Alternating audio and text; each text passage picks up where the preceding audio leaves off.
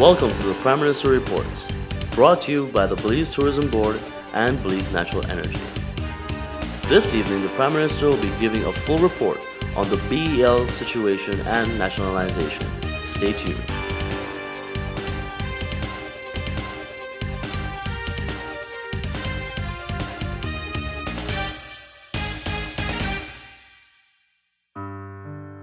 To lose yourself to romance, you must first create the right conditions, and Belize is the perfect setting. See for yourself why Brides Magazine has named Belize the #1 up-and-coming honeymoon destination in the world. Go to Belize in Love at travelbelize.org and plan a truly special amorous getaway. Get recommendations for accommodations and promotions. Be one with one another. Be one with Belize.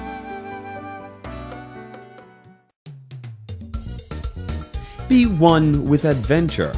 Be one with the magnificent Barrier Reef. Be one with the mysteries of the Maya. Rediscover the wonderful world that is your own backyard. Plan the perfect weekend or getaway at travelbelize.org with recommendations for dining and accommodations, packages and promotions. Be one with the extraordinary. Be one with Belize. At BNE, we work hard to make our country a success. As the single largest taxpayer, the success of BNE will make Belize's economy stronger and more resilient.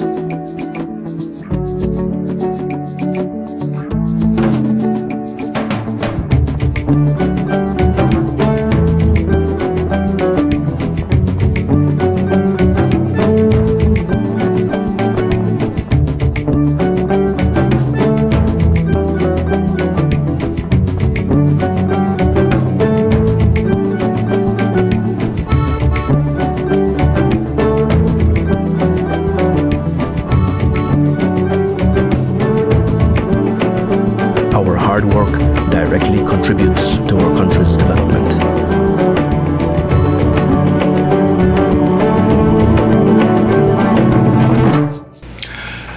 I thought this week that we would use our little chat to say something about BL.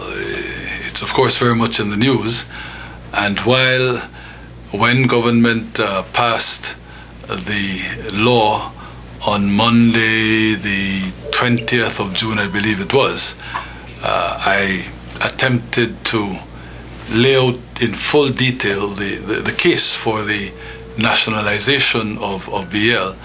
I thought in this more informal manner, I would try to say a little bit more about why government did what it had to do. Now, the simple, honest, plain truth is government had no choice, because BL had made clear that it was not in a position any longer to continue to pay for power. In other words, if government didn't act, we were facing a situation in which we would not have been able to assure the citizens of this country of a stable supply of electricity. In other words, blackouts.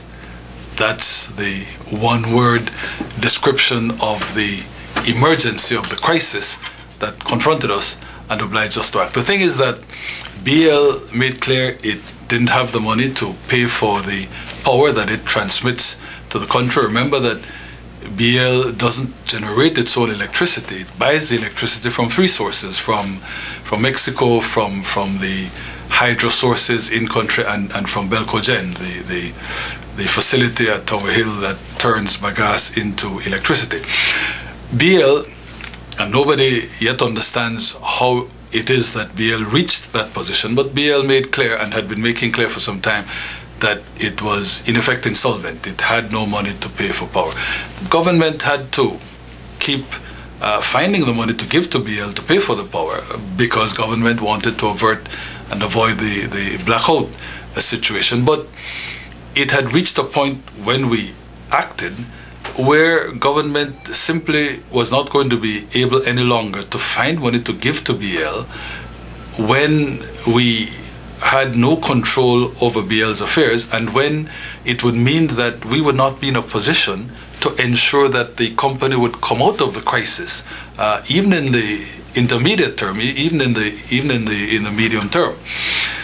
Government simply could not continue to give money to BL in those circumstances. And so, because it is the duty of a government at all times to protect its citizens, to protect the nation, and because to have plunged this country into a situation of continuing blackouts would have done disaster, would have been catastrophic in terms of our economic life, in terms of our social life, in terms of the overriding interests of the country.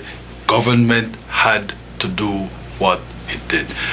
What's important now, though, is that I met with the workers, the executive of the union representing the BL workers last Friday, and I was reassured it was a useful, productive meeting.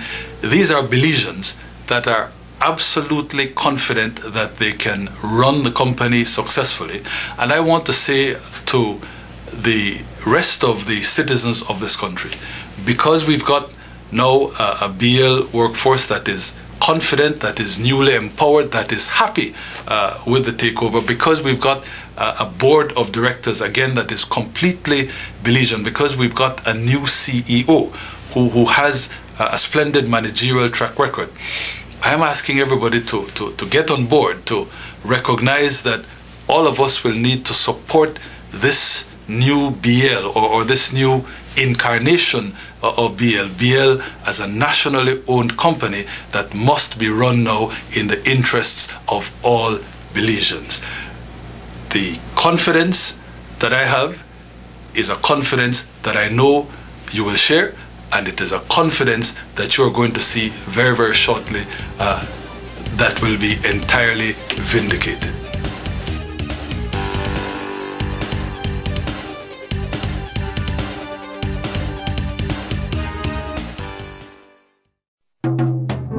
At BNE, we work hard to make our country a success. As the single largest taxpayer, the success of BNE will make Belize's economy stronger and more resilient.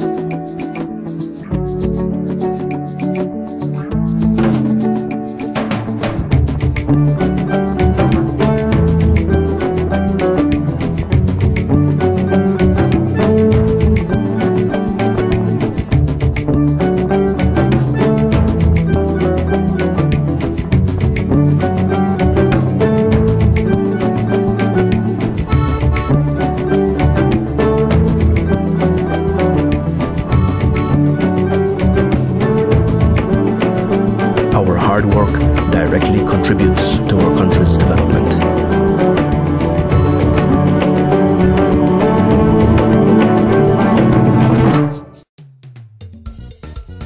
Be one with adventure.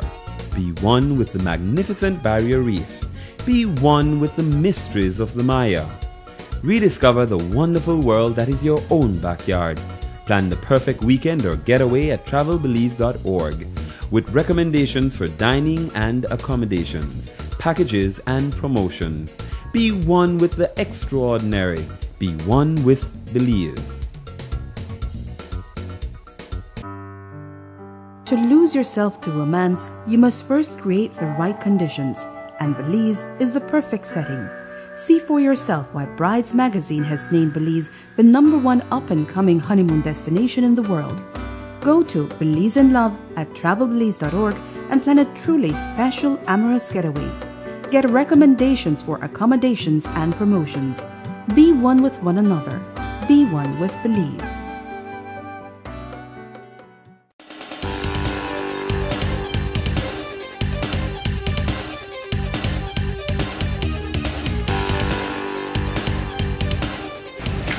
Normally, we divide this chat into 2 segments and we deal with 2 different topics, but I want to stay on BL, so I confess right away that it's going to take up the whole of the show. And in continuing on this topic, let me make the point that some of those who admit that we did the right thing and we did what we had to do, still say, but you may have moved too quickly. Well, I want to recollect for people that by the time the notice went out of the special House meeting, of the special National Assembly sitting, the top management of BL had already walked out. It now turns out that the ex-CEO paid himself and the other, I think, 4 persons or so in executive management a total of $2 million, or in excess of $2 million. They did that and walked away, so that the company, which they had already proclaimed to be broke, was broke and rudderless after, although they had said money couldn't be found to pay the bills for power, after they were able to pay themselves in excess of $2 million. So there's no doubt in my mind that we moved exactly when we ought to have moved. But I want to deal also with this other criticism that's been made, the suggestion that nationalizing BL, nationalizing telemedia, any nationalization by a government in a democracy, in fact, is dictatorial and inconsistent with that democracy. Well, that is really, I make no apologies for putting it as bluntly as this, completely nonsensical. All civilized democracies reserve the right to acquire private property whenever it is in the public interest. Now, you don't try to, on a whim and fancy, say that a nationalization is required in the public interest. It has to be genuinely required in the public interest. And of course, if you do a nationalization in those circumstances, you need to pay compensation. But the point is that it is not just a legitimate tool, it is a necessary tool of Western-style democracies. Look at what's happened in the UK and in the US during the recent global crisis. In the UK, commercial banks that were failing or that had failed were nationalized by the British government in order to protect depositors and to protect the public.